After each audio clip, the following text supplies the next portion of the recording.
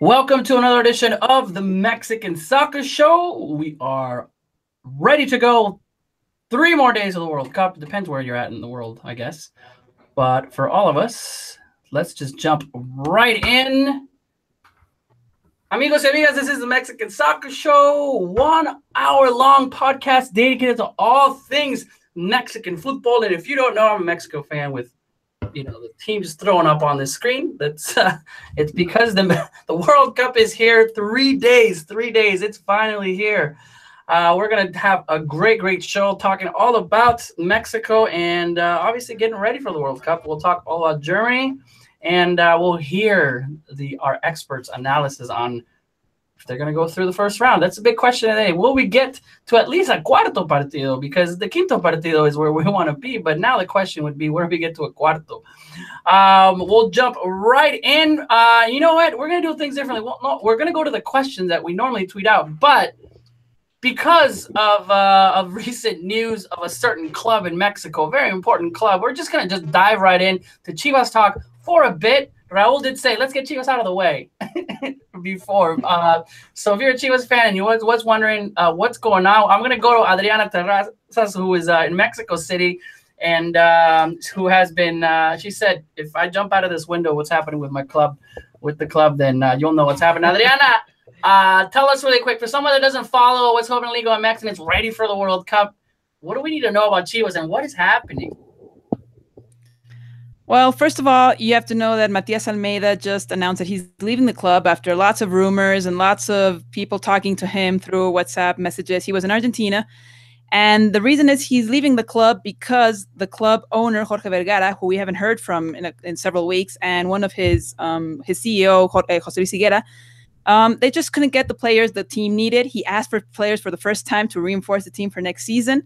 Let's remember Chivas was champion of Liga MX a year ago, as well as the CONCACAF current champion, as well as Cup champion last year.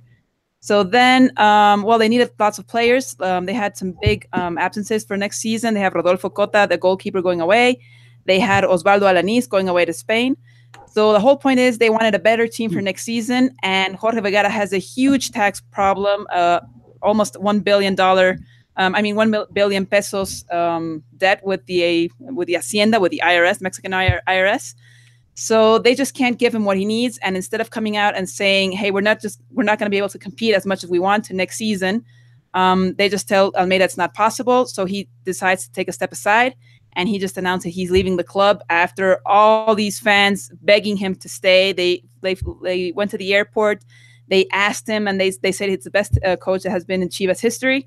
Debatable maybe for some people, but that's what's happening. So they're just stepping aside. They haven't reached a financial agreement because he had 3 years left in his contract. So they're still waiting on that. And actually the press conference started like almost 3 hours late because the Chivas, all the people from Chivas didn't reach an agreement with Almeida and all the other coaches to actually finalize their relationship. So it's a huge telenovela in Liga MX style. It's really sad. I mean, it's really sad. We consider, not only just when you talk about the players not receiving their bonuses, and the team apparently dealing with some financial restructuring, but just what Almeida has accomplished for Chivas. Since 2015, you had the 2 Copa MX titles, you had the Liga MX title, you had recently had the CONCACAF Champions League title. They have the Club World Cup coming up, and then all of this happens in the last several weeks. It's really sad to see. And apparently too that they started the preseason without them letting Almeida know. So, and unfortunately, this is someone who the players really seem to trust as well.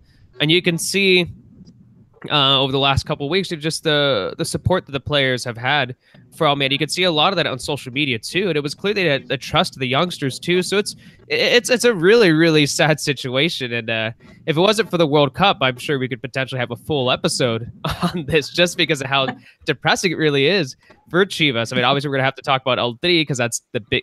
We're all wearing Mexico jerseys right now, so obviously that's the big talking point right here. But I mean, it's just a complete mess. It's a real complete mess with Chivas right now. Yeah, and I just saw that Vergara didn't even call him. He just sent him a text. Yeah, and he just tweeted out, and he was like, "Thank you," and we're like, most fans are saying, no, it's not thank you. I please forgive me for this disaster, because it actually is like an institutional crisis, seeing as though we haven't heard from him or seen him in months.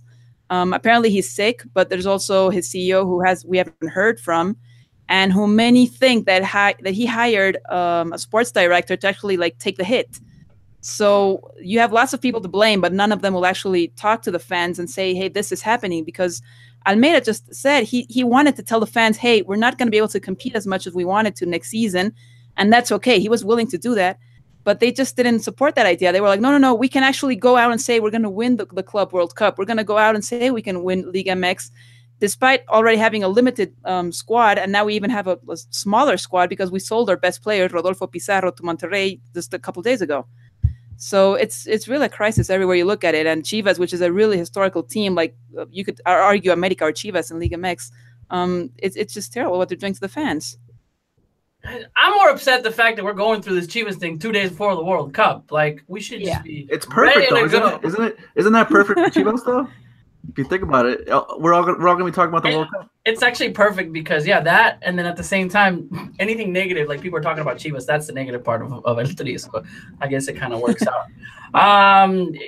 Like I was saying, is anybody really surprised that Almeida is leaving? I mean, regardless of, the fans and everything, as soon as Pizarro was leaving, we kind of saw this coming and kind of didn't want to, but what kind of team was he going to have? What players are they going to bring? What money? How are they going to pay the new players that are coming in? You mean Gudiño isn't the biggest signing of the Liga MX summer? No, that's not the massive signing that Chivas want ahead of the Club World Cup. It's laughable. It's laughable. It's laughable, but we are. And didn't the club change their preseason date? They moved it up as well, right? They moved it up. That's why I knew that wasn't there. He was pretty angry about. Yeah, he was like, I told the players they had to come back on the 10th. And then someone, we were not really sure who, told him, oh, no, you have to go back on the 3rd.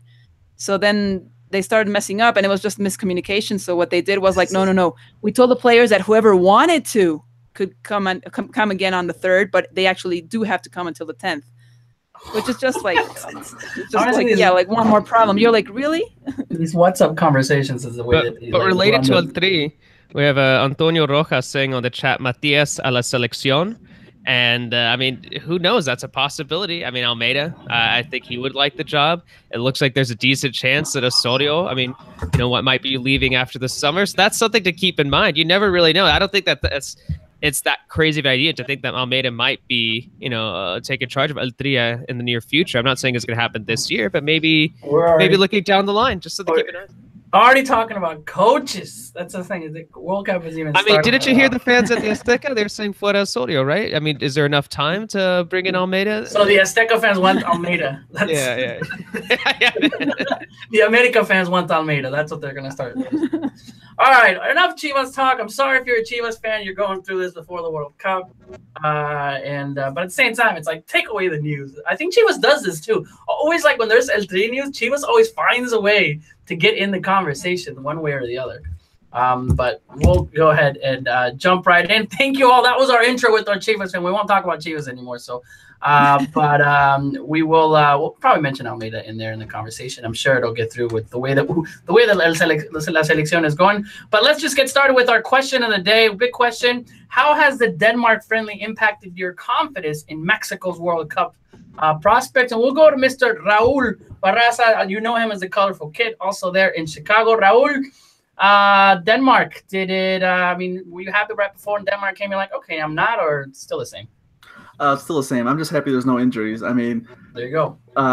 France is one of the favorites, right? Didn't they tie against a U23 USA squad at home? I mean, it's just a one game. I'm not too concerned. I'm just happy no one got hurt, to be honest. Yeah, there was several times Tecatito going down, Herrera holding his shoulder. I mean, honestly, I put that GIF of the Rocky IV, the coach guy just throwing the towel. Wait, did you say GIF? You say GIF instead of GIF? Officially, we can go on this. I said GIF because I think the creator said that it was GIF. It's still weird to me. Not to take us on a tangent here, but I think that's weird. GIF. It was like, I'm done. I don't want to see anymore. And I feel, and I'm not excusing this team. I understand that they need to win and they need to play, but I feel these players are playing 70-80% for that same reason too. Yeah. All the injuries. I remember interviewing a player, who was it, that said 4 years ago after Chapito Montes got hurt, nobody wanted to step on the field the next day. Like, people are extremely scared of missing their World Cup. That's it, So I think that's also in the psyche of the player and how it is. But to you, Cesar, the same question. Did the Denmark game give you? The question is, did it give you confidence? No, I mean, I remain kind of the same. If anything, it kind of slightly decreased my confidence. Okay. Just because even though I know that you look at the starting 11, it wasn't exactly Mexico's best out there. I mean, you could see, let's see, like Gio was on the bench. You could see that no, Gio was in the starting 11.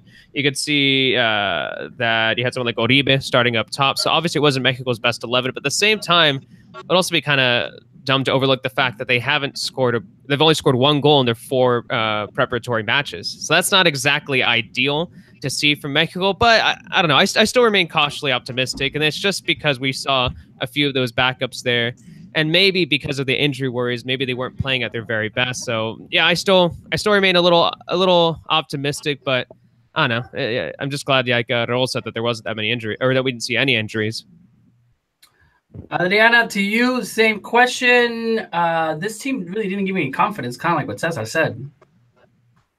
No, not at all. I was actually probably, now thinking back, I was probably a little naive, thinking, yeah, we'll probably see somewhat of a squad that's going to face Germany. And then you're like, oh, no, I really hope that's not it, because no, it wasn't even close to what I was expecting. I was really hoping that Osorio would say, hey, out of 50 different squads we've had in our 50 different starting lineups, this is the first time we're actually going to repeat one. This is what we're going for.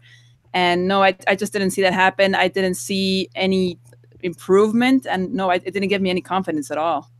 I'm actually double checking that stat. I'm on like 13th.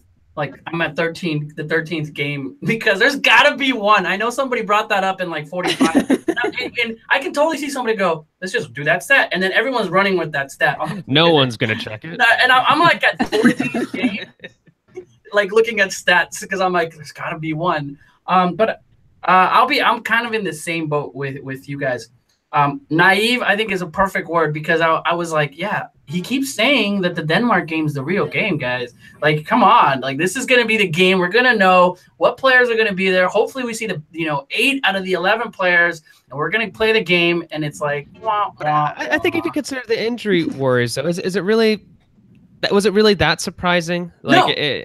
I don't know if it was really that shocking when you consider the injury worries. Like, you saw when Tecatito hit the floor, you saw the immediate reaction from Osorio. He just immediately grabbed his head. You could tell that he was freaking out. There's one thing that he really wanted to avoid. It was any more injuries. Because can you imagine if someone like Ayala got injured? Can you imagine if Moreno, I mean, if he got re-injured, just what would happen to our back line? So I'm not trying to defend Osorio here. I think that I would have also maybe liked to have seen a couple more starters there, but I don't know. Maybe it wasn't that shocking, not because of his crazy rotaciones, but just because he didn't want to see injuries. Maybe it isn't too crazy that we saw that starting 11. But do you think Osorio would even want to show his cards against Germany? Does he want? I mean, that's true. Not to say that he's a master. He has none.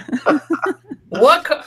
That's the whole point. That no one knows his cards. No, he's more predictable than we all make him out to be. I don't think he's that. Think about it this way: 4 years ago, we went from the guy who tweeted out the lineup 24 hours before to now we don't even know what formation they're playing after the lineup is announced. So yeah, that's the thing. You even give you the start 11. Cesar starts scheming his 4 different types of. Cesar, Tom, Naive, they all put out different formations. I stopped doing that. I know that Layun is the interior. I'm 100%. No, I think he's more predictable than we all make him out to be. I think we all think he's like a crazy, like, mad scientist. But I mean, yeah, he'll make some changes, but just like it's not like we don't know what his starting 11 will look like at all. I don't know. I think we all exaggerate a little bit. I think that it's the middle part, the middle of the form of the starting 11 that that he's seen so many different variations. The fact that he plays different players against different teams. It's like it makes sense. Like you're starting to buy that in, but you don't see that anywhere else. But I was just a little disappointed because, like I said, I was a little bit naive thinking that I really wanted a competitive game. When I stepped back to it, I'm like, why would there be a competitive game? But But he had to give minutes to the guys who are coming off injuries too, you know? Yeah, true. Give minutes to the and that's when you come into it. I don't want to keep coming back to the defender because Osorio's critics and everyone, you have the right to criticize the fact that you're angry and you still haven't seen a starting 11. That's worrisome. I don't know if it's Osorio's fault, but the fact that we still don't have a team that is ready to go to face Germany the way that we see it as fans or on the press, it is a little concerning, right? And you can be mad at Osorio for it. I don't know about for Osorio, but at least, you haven't seen a cohesive team play or kind of what this team is really looking for. The way the Piojo's team was going to play, from the wings, from the right, and, that type of style. We've seen Mexico play in so many different ways. And I think that's where I'm a little disappointed. I'm like, I still don't know how Mexico plays. And again, I put that tweet. Maybe that was the whole point all along. is Osorio, like, Joachim Low does not know how we're going to field and what's going to happen. So we'll see how it goes. Just wait until we lift the World Cup. We'll all be saying how much of a genius Osorio is. It's going to be fantastic. Germany's only won 1 out of the last 4 games. So there we go. There we go. 5-0 win this Sunday. We heard it here from Raul. 5-0 for Mexico. All right. As far as the responses for does anybody have responses? I didn't look them up right now. Let's see what everybody has. The big question. So it hasn't changed. Mine, I thought we would get out of the group before the game, and I still think we won't after the game. Oh, we wouldn't get out of the group. Okay, so that was Francisco Centeno says we're going to crash and burn. Even says, not much, to be honest. World Cup games are played at a different intensity than friendly games. I'm just glad no one got injured. It hasn't for Daniel Preciado. Arturo Diaz said, no, I don't like the rotation. I didn't have high expectations. Jesus, none. It was just confirmed that Osorio continues to be a jack. At the point, we're just hoping the team was surprised and is able to just get out of the group. Shame, because 4 years ago, I could have told you 2018 was the year Mexico takes the leap. Yeah, definitely very different responses from a lot of people. Just kind of are wanting to see that team play. We kind of saw a little bit towards the second half. And let's kind of just go into right away in that Denmark game. 2 different halves, as you definitely saw. I think the changes and the substitution, especially coming in, the team was a little bit more disorganized. What we can't fault is, you cannot score. You cannot let the team score, off a throw-in. That's just, and I think that's one of the things. The defensive mistakes that we've seen sometimes are, baffling. The fact that I don't know if because of the players are trying to concentrate on in Osorio's system, but I don't see them making these types of mistakes in their clubs, like those types of mistakes. So how did you take the game, analyzing on what you at least saw? And let's start with the positives. Positives out of the game, if you can take any. No one got hurt. No one got hurt. I thought we saw a good game from Ochoa. Salcedo. I know we were talking about the mistake for that second goal, but I think that was more on Rafa, who was marking. I think it was Eriksson who scored that goal, and then Eriksson was about like 3 steps ahead of them and just ran with the ball. So I don't think that was Salcedo's fault. I think I was impressed with Salcedo. I thought Herrera did fine. Wait, Rafa got out. Someone outran Rafa? Yeah, I know, right? Who would believe that 39-year-old Rafa Marquez was outrun by someone? I thought, so young, so spirited. I thought Herrera did all right too, as a defensive midfielder. I still not entirely sure if he's my ideal defensive midfielder. I think he did all right there, but I think a little bit of credit to Tecatito, although he's got to let go of the ball a little bit earlier sometimes. It's nice to see him taking those risks, but there are a few times where I just thought, come on, man, just get rid of the ball, look for an open option there. But I think haven't we talked about that on this before? Like we kept saying Tecatito's not doing the magic anymore, and now he's bringing it back, and then now we're like, oh, he should be passing it more. It's like a thin line with him. I want him to do the magic. Like I want a good balance is what I want. I want a good balance. I don't want Venado Medina magic. Like no, that didn't result in anything. But I definitely saw a couple of I'm glad Herrera is again. I think this better waste Herrera if he's not going forward. So the defensive mid, I still don't know who's going to be able to do that incorrectly.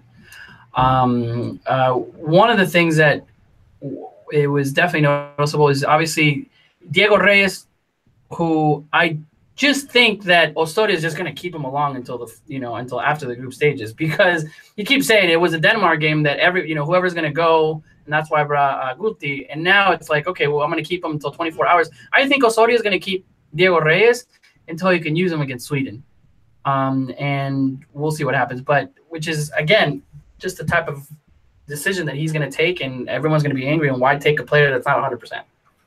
Well, actually, I think one of the main problems is not only is he going to be like not injured anymore. Is it the possibility that he hasn't played for like 4 weeks? Yep. Yeah. So it's been more than 4 weeks. It was like April. Healthy, but it hasn't played competitively in almost a month.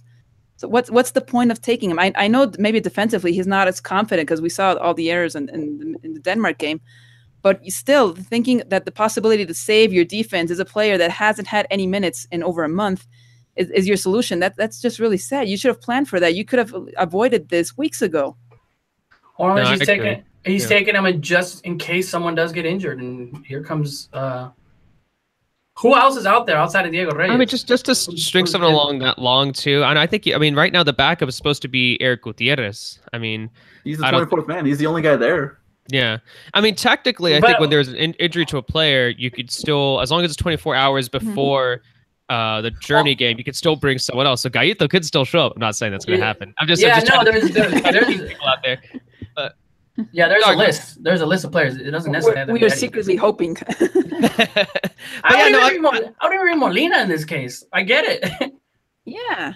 I don't even read Molina. I'll be a huge Gaito fan, but I agree with Adriano though. I don't usually I back some of the stuff Osorio does, but I don't like the way he's dealing with this Diego Reyes situation. I don't know, even like just like she mentioned too, like even if he is ready, he hasn't played in a long time. So I'm not feeling very confident about that situation with Diego Reyes. No, definitely not. Any players that to this point, a week before the World Cup, when the game was played, or at least before the Germany game, that you're just like, yep, I was right. You shouldn't be on the squad. Ayala, maybe? I don't know. I keep up and down with him. Like, he just has some mistakes. I'm just like, what are you doing? Just put a Tigres shirt on. You're so good at Tigres. I mean, I think some fans out there will probably bring up Gio. He hasn't exactly. I mean, he had that goal in one of the friendlies, but it wasn't like he had a good performance after scoring that goal. Kind of was lost in the game against Denmark. I want to bring up Gallardo too. I like Gallardo's, I don't know, just his, just at the Liga MX style play. I like how brave he is. I like his audacity, but it's just not working as a left back for Mexico. And I would just be very, very worried if he was to get the start against someone, just because I'm not really liking what he's doing defensively. I'm not really liking what he's doing in the attack. So for me, I mean, I'm not a big fan of Gallardo. Gio, we did see, obviously scoring in that goal. I think he's just wasted when he has to come back and defend. That's just the type. And I don't see a place for him, because when you put him in a place that he would like to be in, there's going to be other players that are better than him. So I think that's where Gio kind of loses that touch. He was supposedly, kind of that playmaker almost, but then we saw him play against Denmark pretty back. I mean, I think the runs that the Interiors were kind of making, and Giovanni was behind the line at times. And that's where you just totally waste Giovanni. He doesn't have the speed that he once had. I think there was a ball where he was in the corner, and it was him versus two players. And I could have swore if he had a Barcelona with his dreads, he can get by two players. Now I'm like, he's not going to get by two players. Like, it's just Vela, Tecatito, Chucky, all those guys. Gio's not going to do that. But I think Gio can bring, if he stays in the middle, but are you wasting a playmaker that can really do work? And as we saw, because I still think he's a shot. Real quick, who do you have as like a Mexico's number 10? Yeah, who would you rather play? I would play Vela at number 1 if we had to. Vela, Fabian. I think Fabian could do it. Yeah. Fabian could definitely do it too. But I think that's what's going to happen. Number 3, Yeah, it's true, and I think that's where we don't Pizarro actually have like. Don't mention we don't Pizarro. Usually have those many playmakers anymore. Even in the game, you don't see that most playmaker. I was trying a conversation with my dad through WhatsApp, and he's like, "Hey, so who's the 10?" And he asked me that, like, who is the the old 10 that we used to? I'm like, we don't have those anymore. After Messi and Ronaldo is like huge hybrid. It's like LeBron James. Like you don't have those types of players anymore. I'm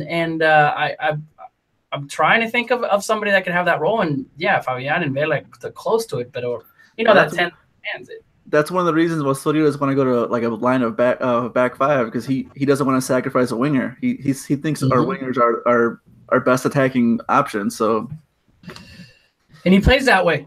Yeah. And you see that. So it's like I feel like Germany's going to go, okay, you just stay with the wing wherever they go. You know, like when you had those pickup games and you're like the really really good guy, and you just have somebody like, hey, just follow him everywhere he goes.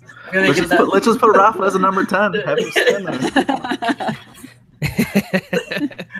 All right. Anything else out of the Denmark game, whether good or bad, that you saw to mention? Real quick, I know this is one of those things only I pay attention to. What do you guys think of the font on the back of the kit? It's ugly, man. Super ugly. Especially Guardado. I hate it. Wow, I haven't thought about that. Is it that? is it the Russian like weird? No, it's just like if you look at the Mexico jerseys, it's just like the font that Adidas is using this year. It's like a giant pixel. It's like a giant yeah. So like the A and the R and a lot of the letters look very close. So like if you look at a name real quick, it doesn't look right. It looks weird. That's just me. That's just. It still looks better than the font that like Pachuca have used, and also the one that Xolos have used too. The one with Xolos, what looks like someone spray painted it on the back, and like the ink is like dripping. Man, that's terrible. But yeah, not a big fan of that. But what about have you guys seen those jerseys that have been making the rounds? The ones with the snakeskin, apparently, on the numbers. That's so dumb. They're $500. It's weird, man. It's weird. I'd almost be like afraid of like running into someone who had one of those jerseys. Like, what kind of decisions do you make in your life? But really quick, I know we probably should be talking about this, but you know a lot about kids. Like, Adidas is not advertising that. I could just see the world like just kill, like. The fact that they have snakeskin on a jersey, like it's not an Adidas thing. It's like an aftermarket guy, like some streetwear designer. Like it's a limited edition. It's not like. But Adidas creepy, is not man. It's like creepy. But Adidas is not like they don't you have to have the rights to do that? I'm sure it's like a collab. I mean, it's probably like 100 of them. It's not like it's thousands of them. It's like a couple hundred kits, I think, at most. All right. It's what the kids are wearing right now. It's a kid's. Let's kill snakes so we can put them on there. Hey, I'd rather put them on my botas, but that's just me. Get that. All right, kids. We talked about Chivas. We talked about the Denmark game, guys. The World Cup is here.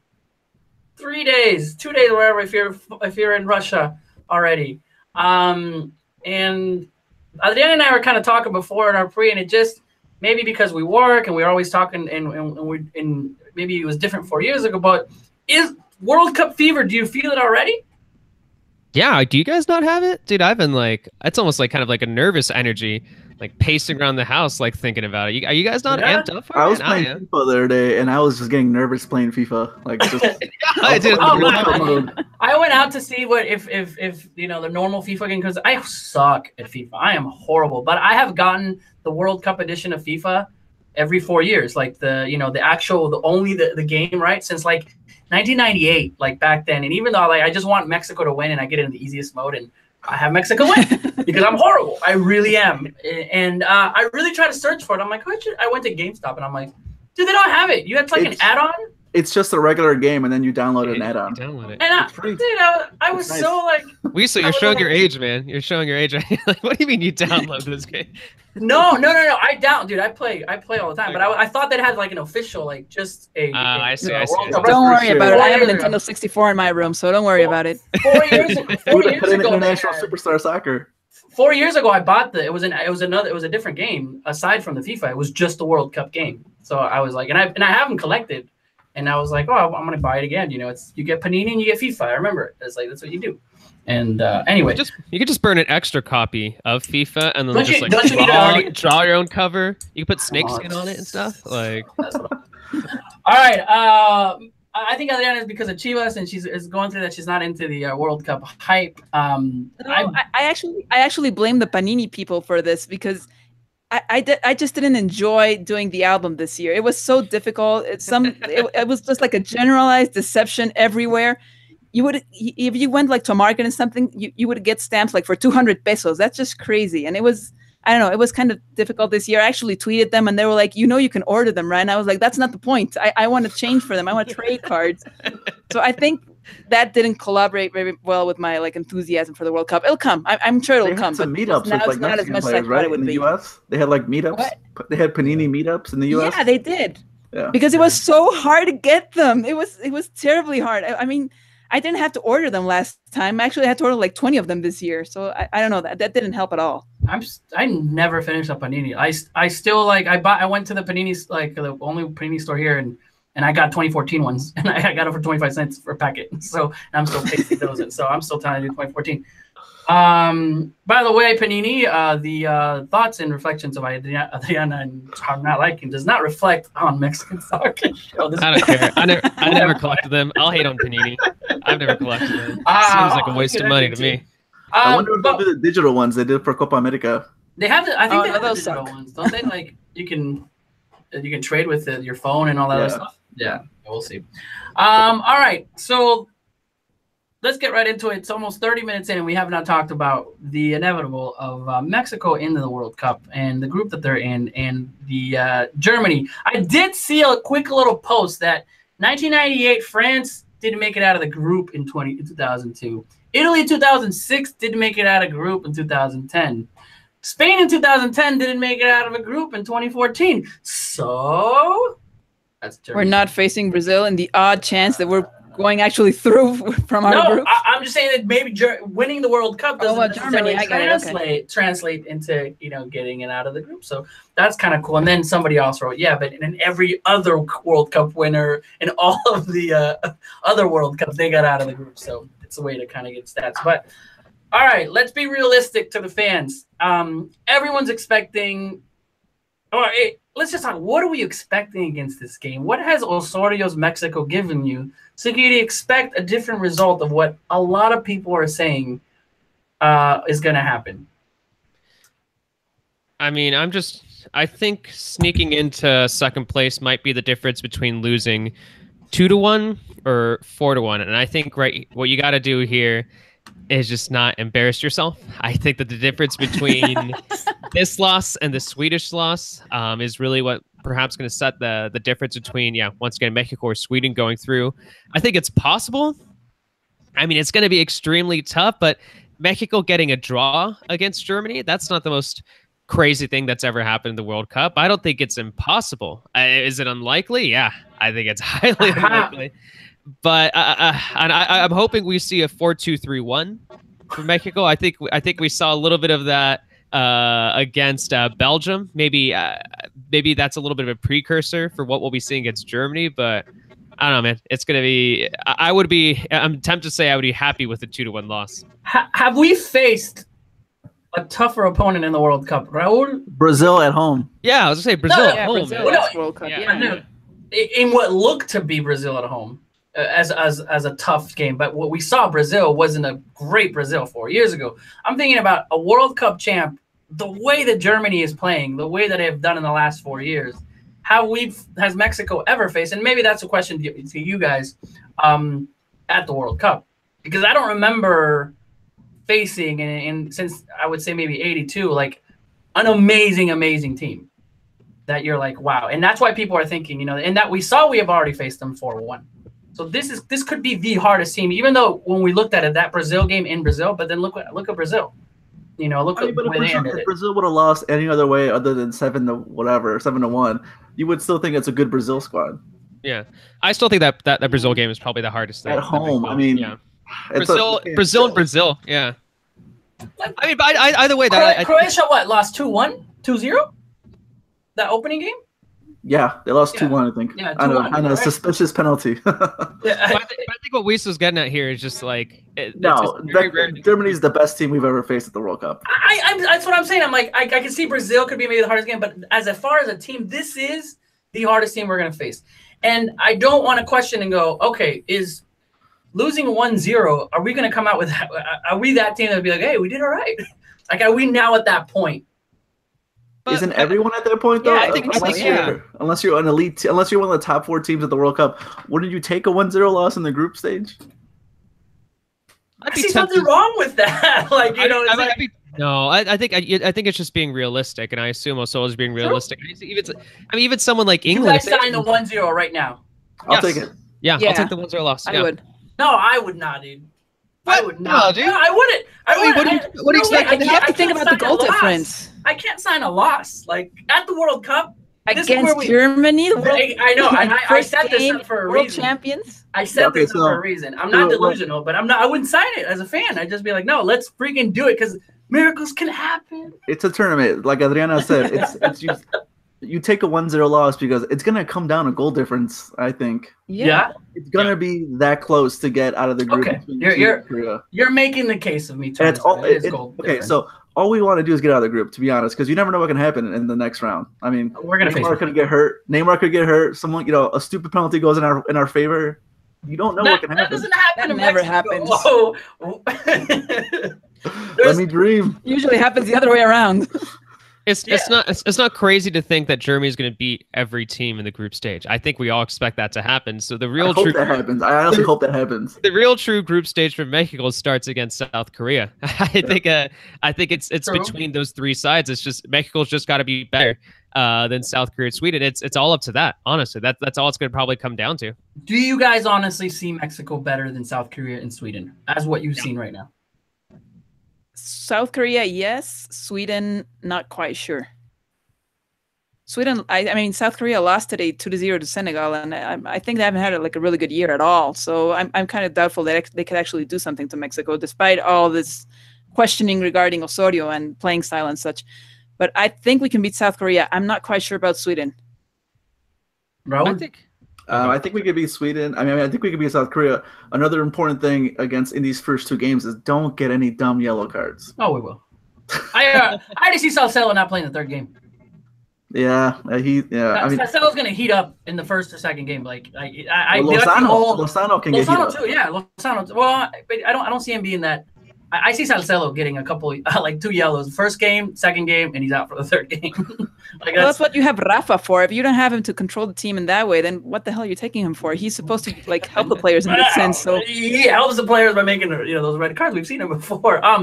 Yeah, it's funny that when Mex supposed to be there because he's a leader. So if he can't get the players to actually discipline and make it through the group stage, I don't see the point of him actually going. True. Yeah. It's funny because if I see Sweden in any other World Cup group, I'm like, Sweden's never been anything good. They're not going to get out of the group. We're not doubting Sweden. We're doubting Mexico. That's the problem. And I think that's when I kind of go and I'm like, I take a step back because in any World Cup, even with I would have been like, it's not like Sweden done anything. Like we should be able to beat the Sweden. Korea can surprise you. Right? You've seen them as tough players, but I feel like Mexico has, in the style of play that Korea has, I think we're good. We have the control. Aren't Koreans short? Koreans are short, right? Yeah. I was talking to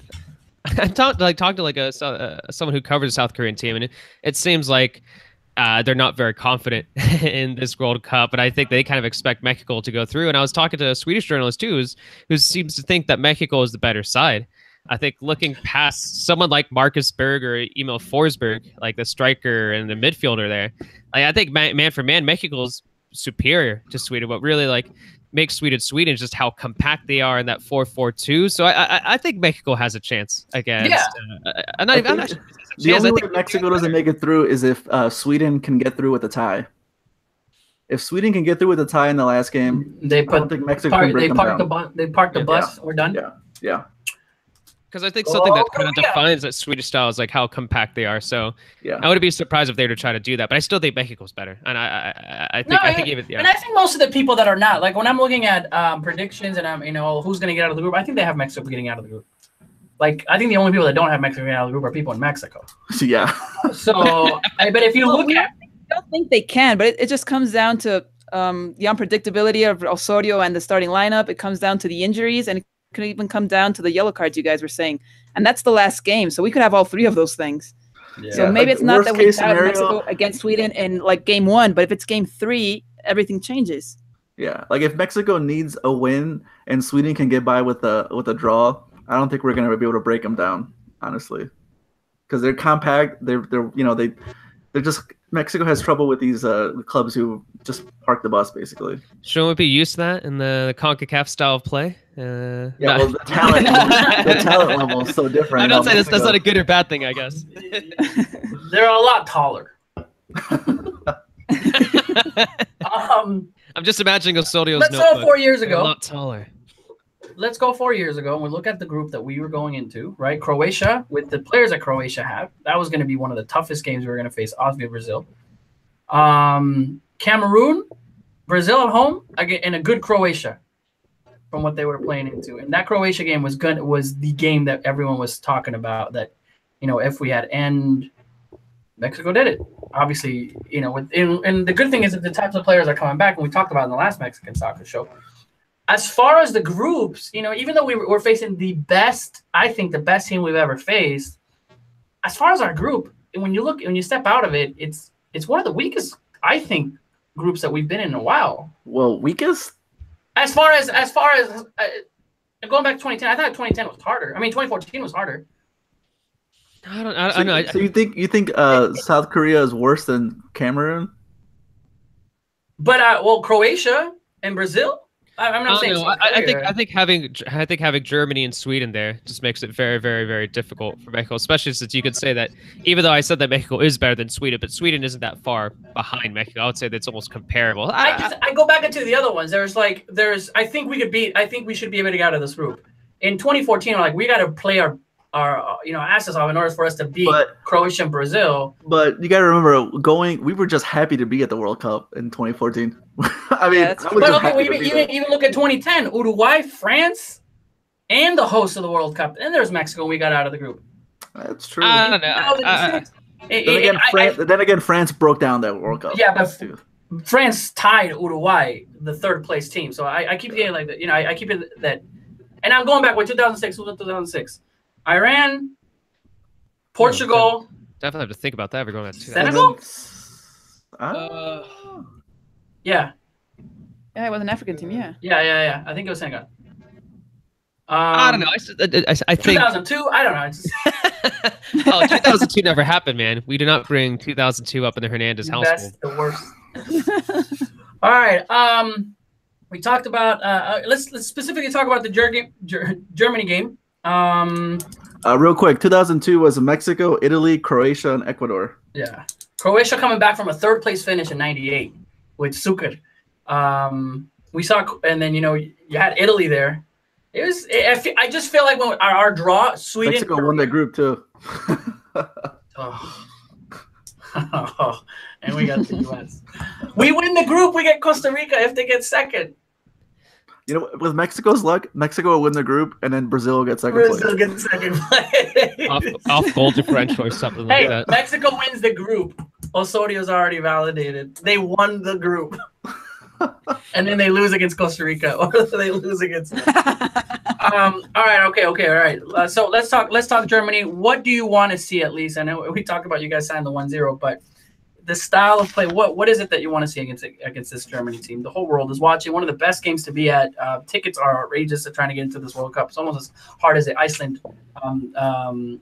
Argentina match that they're looking at this Germany Mexico. But what do you want to see?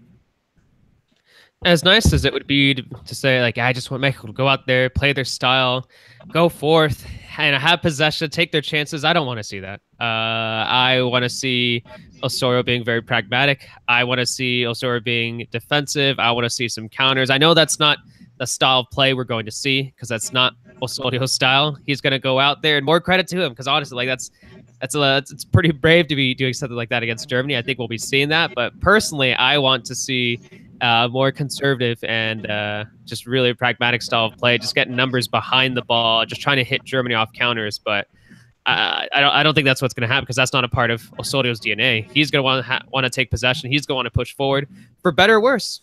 Maybe we'll get something really incredible on something. Maybe we'll get something that's just going to be something we're going to talk about for quite some time. But personally, I want to see something pretty conservative. In group stages against great teams, we have done well. To build on what Cesar said, just be pragmatic. If you're down 1-0, 2-0, close up shop. There's no need to lose 3-0, 4-0, and just get killed in the goal difference. Just But like, I would take my chances on Mexico springing Lozano Tecatito on the wings if we're playing counterattack. I mean, if we're gonna score like a counterattack goal, it's gonna be having Tecatito and Lozano. That's not a bad option. Oh man, like you guys are just getting ready for that. No, I actually like to see Mexico with some personality and just go forward and attack and not be afraid that this is Germany, the current World Cup champion. I like offensive teams. I think I'm pretty sure Osorio won't do it. I'm thinking he'll actually do what you guys want. He'll be kind of pragmatic and conservative, and he'll kind of want to think his way through the game. But I'd like to see them attack. I like an offensive style. I'd like to see them put Germany into trouble, however difficult it seems right now. But I actually like a team that goes out and actually wants to win the game and not wait to see what the other team does. I think that's going to be Osorio. I think he knows this is a chance to make a name for himself. I think if he loses 3-0 or 2-0 by being pragmatic and holding, you're never going to see. He studies the game really well, and he's going to try to do something. He's going to do something that he thinks is going to work. Whether it's going to work or not, we're definitely going to see. And it has not worked sometimes in the past, but sometimes it does. I go back to the Uruguay game. I go back to the Portugal game, the Belgium game. It's that I think that's how hard it is to figure out what Osorio is going to do. And because you can go that's fine, but if you go down 2-0, you need to pull it back and try to keep it at 2-0. Like I'm okay. If we're gonna start attacking, that's fine. But if we go down 2-0, at least attacking don't open the spaces as much, because I think, or even Germany comes back and just waits, and then now we're the counter. That's where I think that's how the last Germany went, right? I mean, it felt like Germany, whenever they wanted to turn it on, they turn it on. Like, okay, we're up 3-0, and they cut. Boom, Fabian goal, and they're like, oh, hey, we gotta score one more. These guys, they scored like that. Like, I felt like Germany turns it on, they're like, oh, okay, you guys want to play. What I want to see is just, if we're gonna lose, and I can't believe we're saying this, if we're gonna lose, let's lose on amazing golazos. That 2006 golazo from Maxi Rodriguez. It's like you're gonna see that. I do not want to see a throw-in goal or a defensive mistake that you're just like, are you serious? Or an offside goal like an 06. Yeah. Ooh, yeah. There you go. Or no, 2010. Yeah, 2010. Yeah, well. It's in that sense, like I don't want to be embarrassed, like, oh gosh, that's Mexico and that's our defense, because that's my big question mark, is that defense has seen just bad mistakes, and against good players I haven't seen. Do you remember Mexico stopping a really good player lately? Like, and you're like, I haven't seen a defense go, oh wow, they stopped this player. And that is really good. And every good player that has played against us has found a way to score, really good player. So pretty much all the Germany up front. And that's what scares me, when you have an actual talent, like somebody that has a lot of talent go against our defense, they're running circles. And we saw it against Belgium too, when they scored and that's what I'm a little bit afraid of. Hopefully that doesn't happen. But you still have to wait for Diego Reyes to be totally healthy. And that's why we're waiting for him. Yes. All right, we have 10 minutes left. Let's try to at least figure out what Osorio is going to do and what would be your start 11. Everybody agree on Ochoa, right? There's no Corona, he deserves it. No, I think Ochoa, yeah, undisputed starter. Okay, undisputed. Yeah. And I think gotta be. Wait, you really think Osorio is going to keep Ochoa all 3 games? Are we done with that? You mean all 7 games? All 7 games? You're counting I'm kind of rooting on you that we'll see all 3 goals now. You're counting the September friendly and the 5 friendlies next year. You gotta play a 3rd place game too, All right. So Ochoa, now your back line. Are we going individually as a group? I mean, where we all agree on in the middle, right? Moreno Salcedo. Moreno Ayala. Yeah. Moreno Ayala. Moreno Ayala? Yep. I mean, I don't want Ayala there, but I think that's our best option. I mean, Salcedo could be there, and I like Edson Alvarez at right back, but I just don't. I think that's too much pressure for him. So I say Moreno Ayala. Moreno Ayala in the middle. Yeah, I think that's probably the best bet. I feel like he's gonna go with the strongest, like Moreno Salcedo in the middle. But then who's gonna play right back? Yeah, exactly. Edson in Edson? He's Diego now, Reyes. I mean, what happened when Diego Reyes played Edson. against Bayern Munich in the Champions League? Edson. no, Edson and Gallardo. oh yikes. All right, No. so that's where we're there. And then okay, so you have Ayala. You got all three of you, Ayala and Moreno in the middle. Yep. Okay, who's on the Yeah. sides? Layun, Salcedo. Yep. Layun, Salcedo. He's not gonna go with the Layun in the middle. Yeah, he's gonna do that crazy thing with Layun, and we're all just He's in dying to love see with it. Layun on the left back, like with Miguel Herrera. No. I'm like trying to see him in that position.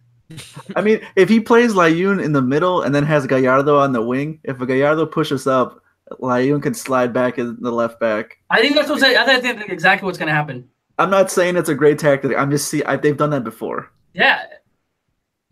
It's covering a waste, but I don't know. I see Layun play. He's really in love with that interior. I'm telling you. No, Like, dude, that'd be. I don't think Osorio is that crazy. I think he's gonna play Layun as a left back. He has to play in there.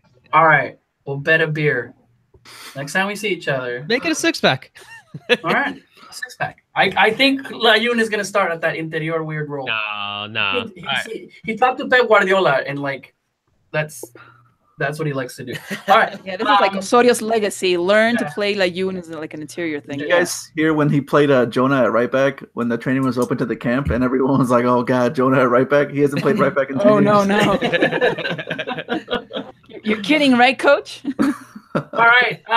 So Layun, Salcedo, Moreno, Ayala. This is the consensus, which I still think it's kind of weird. All right, the three. Right, we're going with three. Yeah. Jonah, Herrera, Guardado. I would like that. I just don't think he will. I wonder if defensive midfielder and the other guys on the side, right? Which we all think is a great idea. What was it? I'm sorry. What was it? So you have Jonah as defensive midfielder, right? And then you have Herrera and Guardado. There's no one that keeps me happy in defensive midfield. Like, and that's why I kind of go like 2 weeks ago. Yeah, and that's why I kind of go, who's the best? Who are we sacrificing in order so we can be defensive against a really good team? Why don't you put Jonah and Guardado and then have Herrera sit in front of him? yeah. I want Guardado and Herrera on the sides. I've always wanted them on the sides. What are I those? wonder if it would be too much of a shock if Fabian plays the center attacking midfielder, and if you have Guardado and Herrera as the two defensive midfielders. I could see that. I wonder if that would be too much of a shock there. I mean, people who haven't seen Fabian play in Bundesliga would be surprised that he is one of the top guys in terms of ground covered ever since he moved over there. Like, it's just a big difference from when he was with Cruz Azul and Chivas, when he kind of like half-assed it, but he busts his ass when he's in Bundesliga, even if he doesn't get the ball. Because, I mean, it's not like Eintracht Frankfurt is one of the top teams, so he has to play defense, and he does run around a lot. Like, he usually averages like 10 to 12 kilometers a game, so I wouldn't be surprised. And he's played against a lot of these guys, too, in Germany. Because my guess is if Reyes was healthy, he would want Guardado and Reyes in the middle, and then Herrera as the center, and then Herrera as a center attacking midfielder. But if Reyes isn't ready, maybe he'll have Guardado and Herrera back there, especially since Herrera played that defensive midfield role in the last game. So I don't know. I that's what I'm thinking, but we'll see. Yeah, the thing is, Herrera and Guardado could play that defensive midfield position, but still, I think you lose a lot. Like who's going to go forward? What would be Fabian? Yeah. It would be Fabian. This is not my ideal. It's not my ideal. But you could have him as a 10, as the 10 we were thinking about. He doesn't do that bad at all. That's nobody playing defensive mid. You're wasting a player, whoever's playing defensive mid. No, that's what I'm saying. Guardado and Herrera would be the defensive midfielders, and Fabian would be the 10. And this is against Germany, right? We're just talking Germany, right? Yeah, this is. Yeah. Oh no, Korea experiment go. All right, this is what, and that's just a question. I honestly think it's going to be Layun in there. Layun, Guardado. Layun, Guardado, Herrera. That's what I think it's going to be. As So long you as have it's that not like Reyes by 3 himself. triangle, like diamond 3. Layun, Guardado, Herrera. Herrera can go up. Layun can defend in the middle, and I think he likes that. And I think it's kind of that weird defensive interior thing that he likes to do with Layun. And not have Jonah start, and not have Fabian to start, and up front the 3 guys that hopefully will finally get a chance to play together. Wait, is that 10? Yeah. Chucky, Vela, Chicharito, right? Yeah, I think we're all expecting that. Yeah. Yeah. Yeah. Do you? I mean, we've talked about this before on my podcast and other podcasts. Do you guys see a world where you can start Lozano and Tecatito? I think maybe I love that it's a world that we need. Hypothetical. I think Not maybe, a situation or something. It's just another world. Well, Gio, Tecatito, like I feel like Gio and Tecatito have to play together to start. you could have one with Lozano, Vela, and Tecatito against South Korea. I think you could potentially have it in that game, but against Germany, I don't know. Chicharito made it. Like you just had a little flash of brilliance on how he got unmarked like really fast. Like I kind of forgot about how Chicharito can do that. Hey, he torched the Bundesliga, so Yeah. So then our starting lineup would be Ochoa, Moreno, Ayala, Edson, Layun, and then who do you have in the midfield? Who do we You guys go ahead because I'm all crazy. Edson's not in my 11. No, I think I have Salcido. Yes, Salcedo. Wait, now I'm confused. I don't even know if we're talking about my 11. We're talking No. about I think A consensus. I'll stay out of it because I start messing it around. But yeah, the back four, right? Ayala, Moreno, Salcedo, and Layun. And then the three, Herrera, Jonah, Guardado, which I think you guys are really hoping with Jonah being in there. And then the top three, Vela, Chucky, Chicharito, and okay. Yeah. I'm writing this down. If we have to come to that, I still think Layun cuts in there and Edson goes right in Gallardo and Salcedo in the middle. No Ayala.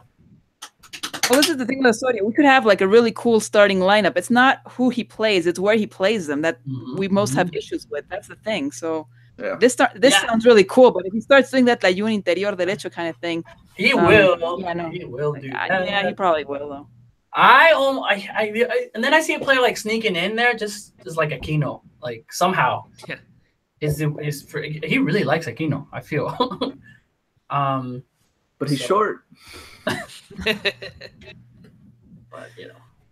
Aquino is the I was looking at from the heaviest to the lightest player. Aquino's the lightest player with the Japanese guy. Yeah. Wait, how much does Aquino weigh? Like 12. How much do you weigh? They're the same size, I think.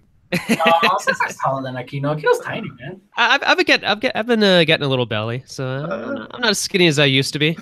I think I'm taller than Aquino. I'm taller than Guardado for sure. So you're taller than me, right? We're the same size. I'm 5'7". Really? Yeah, that's what Aquino is, I think. I'm taller than you? Dang. Yeah, I'm pretty short, man. I thought I was thinking you were taller. All right. I'm not sitting in a chair. I'm standing right now, man.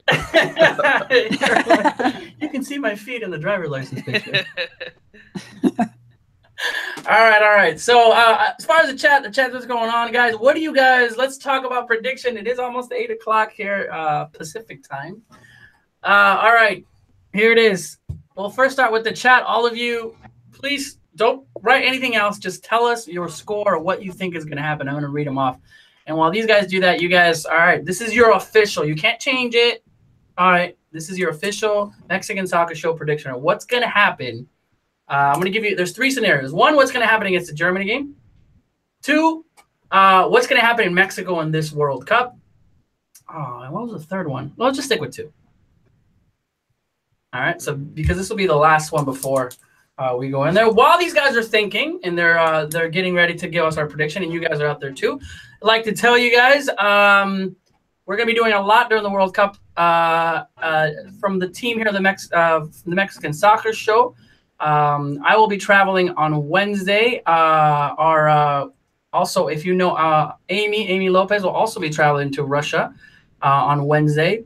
Mexico World Cup, you know him, Mr. Tom Marshall is already there. So we're definitely going to give especially to those Patreon subscribers, give you some extra content from there, from me, some news and stuff like that. There's going to be a lot of coverage with El Trieng.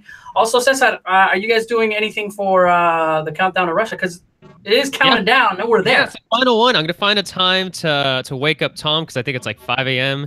in like Russia right now. But we'll figure out something. We're gonna have one final one before the actual start of the tournament. So yeah, so keep an eye on that, and then we should have some guests during the next few weeks. So it should be interesting. Keep an eye on it.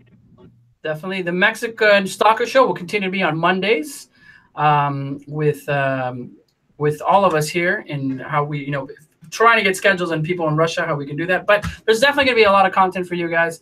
One of the things is continue to follow, continue to share our stories, our posts. Raul with the colorful kit. I know you do a couple of podcasts. What are you doing in the World Cup? Hopefully watching a lot of TV. As far as podcasts or anything like that? Hopefully we'll do like post-game shows. We'll see. Depending on the results, it might just be a couple guys, drunk guys crying. I don't know. We'll see. All right. So I'm starting to read off. Guys, I said just put your scores. You can't even do that. All right, 2-1 Mexico wins semifinales from Antonio Rojas. Semifinales. 3-2 for Germany. Empate 3-1 for Mexico. Hoping let's see. Mexico 0, Germany 10 by Bork. Mexico 0-2 Korea. Oh, this guy really doesn't think anything's gonna happen. For Mexico, 1-0 Mexico by Bill Men. Alex 2-0 Germany. Bobby. I don't know if it's Bobby Peru says 4-4, 3-3 draw, 3-0 Germany, 1-1 draw. Sarah Hernandez says 2-2. The guy with name 23 says Fuera Huizo. Cari Torres, our newest contributor to Food Max Nation, says 2-1 Mexico against Germany. So we'll take that. All right, guys. Let's hear it. So we'll start with Adriana. We'll go with what you think is going to happen with Germany first. I think Mexico will lose 2-0. 0? Yeah. Cesar? No, and why? Yeah, let's do why. We have some time. Why? Why do you see that? I think defensively we're not as strong as we should be. I think that's probably the weakest point in the national squad right now. And I just don't see ourselves scoring against Germany. I think that's probably one of their top spots as well. So yeah, I really doubt on the defense, not because I just think they're not in good shape right now. I mean, you have the Diego Reyes situation. I think Ayala should be there, but he probably won't be. And yeah, I just don't see the guys scoring against Germany. No están finos, diríamos. All right. I'll go with a 2-1 loss for Mexico. I mean, we know how superior Germany is. I think Mexico's going to have a hard time. I think that they're still going to at least sneak one goal in, but yeah, I'm going to go with a 2-1 loss for Mexico. I'm going to go 2-1 with Mexico's goal coming off whoever comes off the bench. Aquino. That was really specific. In minute 72. I honestly try to sit down and give you like if I had to bet, because that's how I go back. Like I bet gambling problem back in the old. If I had to bet, like what would be the scoreline? I have no idea how it can be. The only thing I don't know why, but this is like my feeling. I think Mexico's gonna get a goal first. I think they're gonna be going blazing how they are, and as soon as that happens, Germany's just gonna wake up. So just give us some false hope. That's what's gonna happen. But at that moment, we're gonna be like, it's gonna be. Don't you remember the Netherlands? Yeah, I think that's what's gonna happen. Like Mexico's gonna come out, they're playing. It's gonna be good. I don't know if it's an early goal, but I think Mexico's first, and then Germany goes. All right, they regroup, and then that could be a 2-1, 3-1. There's like a corner hits too. We're gonna know. We're gonna see in the face. We're gonna see some positives at least at the beginning of the game. I think these guys have been waiting to play Germany in the mental game because what happened? They broke down in the last German game against Germany. I think Mexico does something well at the beginning, and then Germany goes, okay, we're the world champions. 2-1, 3-1 with defensive mistakes because they're not getting me. So a Mexico loss, but I think there's gonna be some positives out of the loss at least early. And then we're going to go into it. All right, that's what I think. Let's go into what is Mexico going to do, according to you, as your official prediction in this World Cup. And we'll start with Adriana one more time. Oh, man, I really want to be optimistic. Let's say they make it through. Second place. Oh, well, and second place in the World Cup?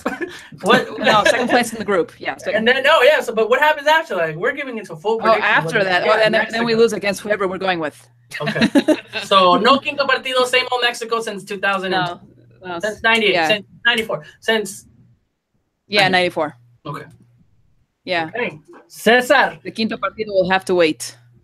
Again. My heart says that we'll beat Brazil in the round of 16. My heart's telling me no. But my brain, not my body, but my brain. Don't do it, My brain Cesar. is No. telling me that we're gonna lose in the round of 16. Dun dun dun. All right, Raul.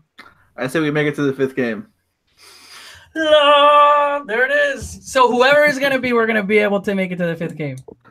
And then we'll get destroyed in the 5th game because everyone will be like, But everyone's "Tired," and happy. yellow card out. It doesn't matter. It doesn't matter. We made it through. We made it Yeah, through. we'll get to the 5th game, and then he'll start Corona. Broke that and then mental we'll lose. barrier. Rafa's striker, why not? They break down the Angel. They take it through Avenida. And we put Osorio back up there. And you put Osorio up there, and then we lose 5-1 to who I was trying to think who would face on that side. Could be I think England. England, Nigeria yeah. or something. England. England, and we see that. All right, everyone. Costa Raul Rica. Barrazas from the Colorful Kit said we're gonna make it to the quinto partido. There you go. If we make it, I'm always like, I'm not giving you. If we make it, it's gonna be from penales. I feel that this generation has not gotten hurt like I did with penales, like back when I was a kid. And I think we're gonna lose on penales. And so that means that we're at least gonna make it to a penales game. And but somewhere in there, the penales is gonna haunt us once again. If I have to bet, I don't think we get out of the round of 16 group, unless we win in penales. So I think I think Mexico's gonna go to penales. All right, guys, that's it. Tell us your predictions on what you guys have. Cari says 6 partido, cuarto partido. 6 partido. Yeah. Oh, that's another question. Is Noah going to start? Because he hasn't played all year. There's somebody on the chat. I mean, it's still Ter Stegen. It doesn't matter. It doesn't matter. Germany's stacked, man. It doesn't matter who they play. We'll see that. All right, guys. Yeah, their rotación is as bad as ours. So. Just in case anyone's wondering, the tiebreakers are goal difference, goals scored, and then head-to-head. Like just an FYI. In the group. Keep in mind. History head-to-head? In this cup, head-to-head. That would be crazy if it was historical. Oh, my God. All right. All right, guys. We went a little bit over the time. Thank you to all of us who joined us. Very, very fun discussion of what's going on. For those of you guys that keep saying that the Mexican Soccer Show and how we're so positive, we're giving you realistic hopes. One thing that I will be honest about is that I can see a Mexico not making out of the group. All the warning signs were there. It's true. Like, right, when we face good teams and if we've seen the defense fall, that's just what I'm a little bit worried. But I want to give you some hope. Right? Mexico always plays their best at the World Cup, at least against the teams. Like, that's where we rise up. Number 2, the experience that these players have, I think it's going to be huge. And number 3, I know that players are not going to say what they really think about their coach. And I've seen players go, yeah, he's a good coach and he's got great tactics. But these guys are calling him a genius. Like, they're not just going, he's a good coach. Like, you're normal. Like, let's fake what he says. Like, when they interview these guys, they really believe that this guy is, like, an amazing, amazing coach. And that gives me just a little bit of hope that maybe we just don't see what Osorio is trying to see and what this guy has had in his mind. And when it all fails, there's going to be a ton of Mexicans there. And let's just hope for the best. Maybe this is the year that we finally get to those knockoff games that we've always wanted to. All right, there's the hope for you guys. I know that even though you hate Osorio, you're going to be screaming your everything when we score one goal. So it doesn't matter. This is what's great about the World Cup. It's everything stops. Hopefully you have those breakfasts already in line, those really, really early games before Mexico. And you guys have enjoy this time because the World Cup is here, ladies and gentlemen. We'll leave it off and we'll have Mr. Raul Barrazas close us out. He's the only one that says we're going to get to the quinto partido, so he deserves to close us out here on our pre-World Cup show with the Mexican Soccer Show. Raul, take it away. One more prediction. Rafa will wear the armband in Russia at some point. Of course he will. That's my final thoughts. He's going to wear it, whether it's for 10 seconds, he will wear it. There it is. He's going to score. Dun, dun. I think it was Ronaldo. Somebody else, right? Is it Ronaldo has how many goals in different World Cups? I don't know why I saw some kind of stat. All right. I'll go back to that. All right, guys. Thank you so much for joining us. Hasta la próxima. And hopefully we'll come back on Monday with, wasn't this a historic game? And where everyone's going to be, we knew it all along, hopefully. Or we knew it all along. Osorio 5-0. It's here, guys. Hasta la próxima. Have fun in this World Cup. Adios. Happy World Cup.